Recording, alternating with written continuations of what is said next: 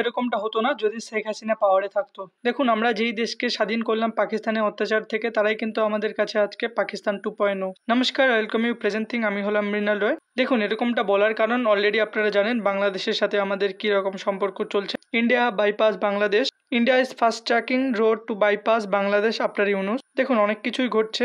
আজকের ভিডিওতে আমরা সবকিছু নিয়ে আলোচনা করব, এক্স্যাক্টলি কি ঘটছে।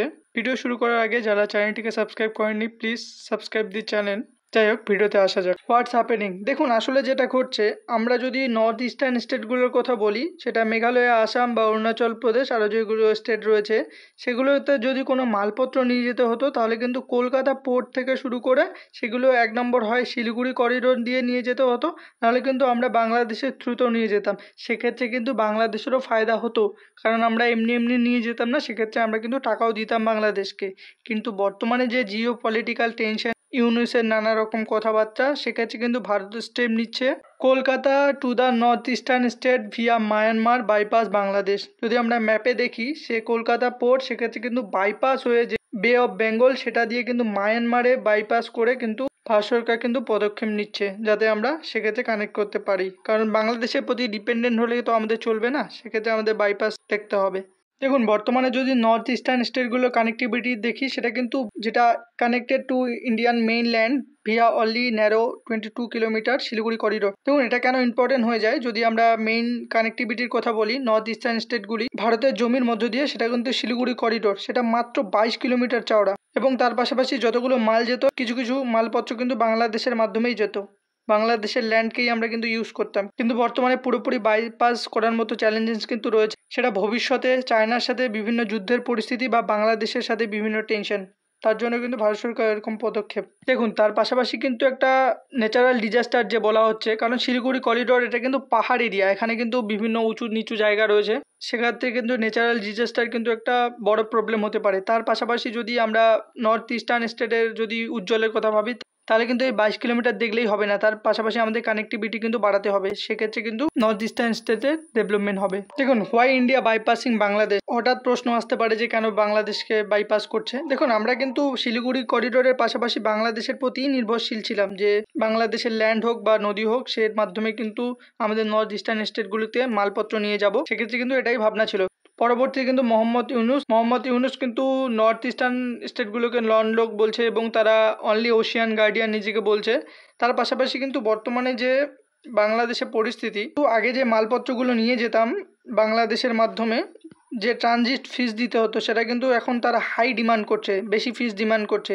দেখুন, আগে যখন শেখ হাসিনা ছিল তখন কিন্তু পুরোপুরি শেখ হাসিনা চায়নার প্রতি বা ইন্ডিয়ার প্রতি ডিপেন্ডেন্ট ছিল না, দুইজনকে ব্যালেন্স করতে চলতো। কিন্তু বর্তমানে কিন্তু মোহাম্মদ ইউনুস চায়নার প্রতি একটু বেশি ঝুঁকে যাচ্ছে। বর্তমানে যে ইসলামিক রেডিকালাইজেশন যে হচ্ছে, সেটা কিন্তু একটা টেনশনের ব্যাপার, ইনস্টেবিলিটি নিয়ে আসে সব জায়গায়। তার জন্য কিন্তু India fast tracking Bangladesh bypass considering via Myanmar and the bay of Bengal. দেখুন, বর্তমানে ভারতের যে মাস্টার প্ল্যান সেটি রয়েছে যে আমরা কলকাতা পোর্ট টু যে সিতুয়া পোর্ট মায়ানমারে রয়েছে, ম্যাপের মাধ্যমে আমি দেখাচ্ছি, এটা হচ্ছে কলকাতা পোর্ট, এটা হচ্ছে সিতুয়া পোর্ট, এটা কিন্তু মায়ানমারে রয়েছে।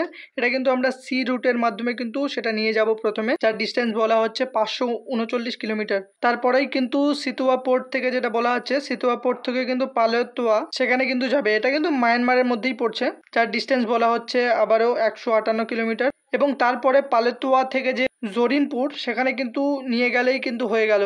আর জরিনপুর কিন্তু মিজোরামের মধ্যে পড়ছে, আমাদের মিজোরাম স্টেটের মধ্যে, যার ডিস্টেন্স বলা হচ্ছে 110 কিলোমিটার। সেটা কিন্তু রোডের মাধ্যমে হবে, যখন মিজোরামে চলে আসবে তারপরে কিন্তু আমরা যে কোনো জায়গায় দিতে পারবো। তার পাশাপাশি কিন্তু শিলং টু শিলচর যে এক্সপ্রেসওয়ে নতুন তৈরি হচ্ছে, যার ডিস্টেন্স বলা হচ্ছে 166 কিলোমিটার এবং বাজেট 2570 কোটি টাকা। যদি আমরা বলি যে Silchar to Shillong express highway, সেক্ষেত্রে কী হবে, শিলিগুড়ি করিডোর টু একদম শিলং, তারপরে শিলচর, একবারে একটা কানেক্টিভিটি কিন্তু থাকছে। এই কানেক্টিভিটির মাধ্যমে কিন্তু পুরোপুরি আমরা বাংলাদেশকে বাইপাস করতে পারছি। দেখুন, আমাদের অ্যাডভান্টেজ কি নতুন করিডোর তৈরি করে। দেখুন, প্রথমত যে স্ট্র্যাটেজিক অটোনমি, যে বাংলাদেশের প্রতি যে আমাদের ডিপেন্ডেন্স, সেটা কিন্তু আমাদের এক্ষেত্রে কমে যাচ্ছে, কারণ বর্তমানে বাংলাদেশে ইনস্টেবিলিটি অনেক বেশি, পলিটিক্যাল যে ক্রাইসিস চলছে। তার পাশাপাশি কিন্তু সিকিউরিটি যদি কনসার্ন বলি, কারণ শিলিগুড়ি করিডোরের মাধ্যমে কিন্তু আমাদের যে মেইন ল্যান্ড, সেখানে কিন্তু অনেক চাপ পড়ে যাচ্ছে, কারণ ওর মাধ্যমে কিন্তু বেশিরভাগ মালপত্র চলে যায়।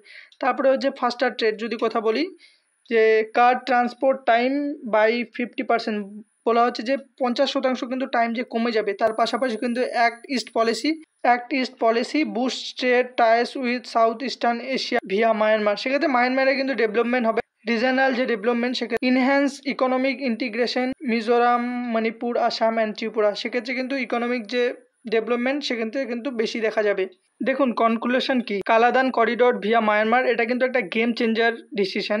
আর বর্তমানে যে পলিটিক্যাল আনস্টেবিলিটি চলছে, বারবার বাংলাদেশকে বোঝাতে হচ্ছে এবং 1 বছর থেকে আমরা সেটা দেখেই যাচ্ছি। তার পাশাপাশি যে স্ট্র্যাটেজিক লাইফলাইন সেটা কিন্তু আমাদের জন্য তৈরি হয়ে গেল, ইকোনমিক ক্যাটালিস্ট এবং জিওপলিটিক্যাল সেলফ রিলায়েন্স, এটা বোঝাচ্ছে যে কারো প্রতি ডিপেন্ডেন্সের ব্যাপারটা কিন্তু থাকছে না আর। যাই হোক, আজকের ভিডিওতে এটাই বিস্তারিত। ভিডিওটি ভালো লাগলে অবশ্যই লাইক করবেন। Thanks for watching, stay happy, stay cool.